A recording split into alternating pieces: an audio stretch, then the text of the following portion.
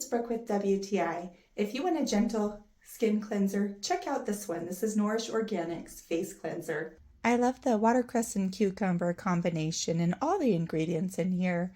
The aloe vera, the neem, the coconut oil, all of this is very nice, soothing on my skin, very gentle. I also don't feel like it strips my skin, so it doesn't feel raw, especially during the winter months when our skin tends to dry out. I feel like this is a great way to cleanse my skin at night. This is a great thing to use.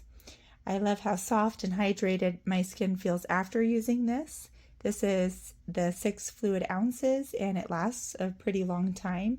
And if you have sensitive skin like me, this is a wonderful option. I feel like watercress is a cool ingredient that I know I eat, but it's really great because it's known for detoxifying. This doesn't have a strong scent at all. It just is really gentle on the skin, and I think it's a wonderful option if you're trying to look for something that will be more hydrating overall. I think it works really wonderful, and I really enjoy using it. But that's just my point of view.